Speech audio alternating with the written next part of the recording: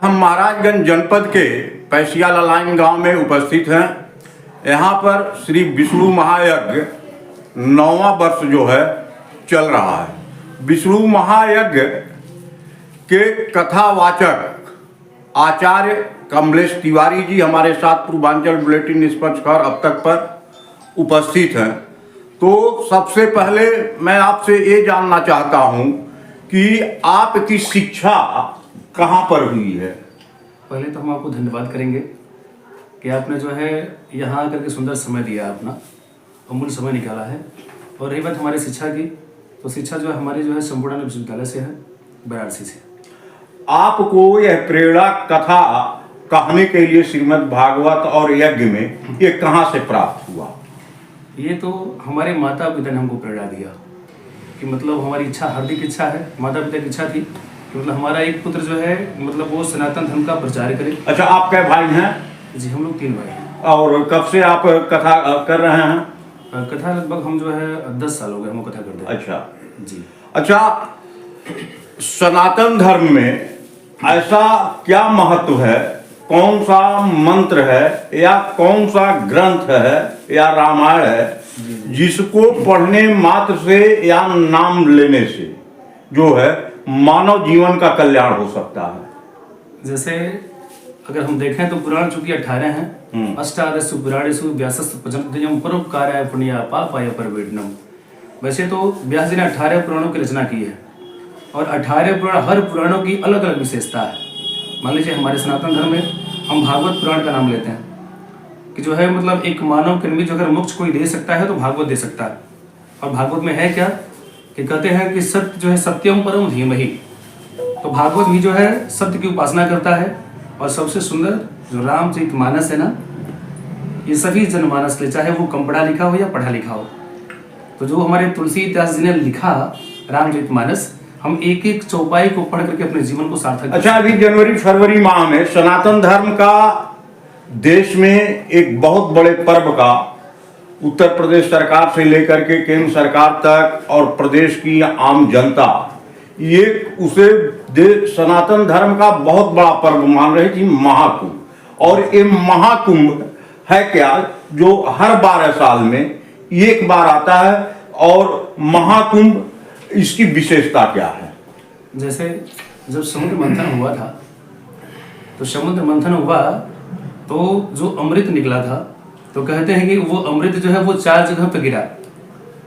तो जब 4 जगह पे गिरा तो महाराज वो विशेषता जो है हो गई, वहां जो है कुंभ लगता है। ऐसा मानना होता है कि अमृत पीने वाला जो अमर हो सकता है। तो अमर होने का मतलब ये नहीं कि जो है मतलब आप हमेशा के लिए जो है स्वर्ग में जो है सेटल हो जाएंगे, आपकी व्यवस्था बन जाएगी। अमर होने का मतलब क्या है कि आप जो जीवन मरण की व्यवस्था है उससे आप मुक्त हो जाएंगे। अच्छा, आपका सबसे प्रिय, आप संगीत में कथा करते हैं, तो संगीत में कथा में आपका सबसे प्रिय भजन क्या है? भजन तो वैसे भाई जो जगत कल्याण के लिए बना हुआ है, तो हम उसी भजन को गाया करते हैं। अच्छा, तो क्या है प्रिय, जरा सा उसको आप 2 शब्द में सुना दीजिए। क्योंकि बस एक ही निवेदन करना चाहेंगे, जैसे हमारी जो गाड़ी है ये एक शरीर जो है, मान लीजिए ये गाड़ी के ही समान है। तो हमारी गाड़ी चलती कैसे है, तो ये भगवत कृपा से ही चलती है। तो हम लोगों ने एक दिन भजन गाया भी था कि तेरे हवाले मेरी गाड़ी, तू जाने तेरा काम जाने। हम लोगों ने अपना जीवन तेरे चरणों में समर्पण कर दिया है और परमात्मा जैसे चाहता है वैसे हम उनको चलाता है। अच्छा, प्रदेश में योगी जी की सरकार है और केंद्र में मोदी जी हैं। पूरा देश उनको सनातन के एक विशेष ऐतिहासिक पुरोधा के रूप में देख रहा है। और इस देश में इंदिरा गांधी जी के समय से गो हत्या को लेकर के तमाम साधु संत ऋषि मुनि रोक लगाने की मांग करते चले आ रहे हैं। यहाँ तक कि एक करपात्री जी शंकराचार्य थे, इंदिरा जी के समय में गो हत्या को लेकर के तमाम विवाद खड़ा हुआ था। और इस समय जगत गुरु शंकराचार्य अद्वैतेश्वरानंद जी भी जो है गो हत्या को रोकने की मांग जो है सरकार से कर रहे हैं। कह रहे हैं हिंदुओं की सरकार है और गो माता को राष्ट्रीय पशु घोषित किया। इसको लेकर के आप क्या कहना चाह रहे हैं? देखें, गौ माता जो है, अब इसको भी हम देखेंगे जो समुद्र मंथन हुआ था तो 14 रत्नों में वो गौ माता का भी आगमन हुआ था। तो जब गौ माता निकली थी समुद्र मंथन से तो वो ऋषियों को दे दी गई, क्योंकि गौ माता के शरीर से जो भी चीजें निकलती है वो हम पूजा पाठ में यूज करते हैं, प्रयोग में लाते हैं।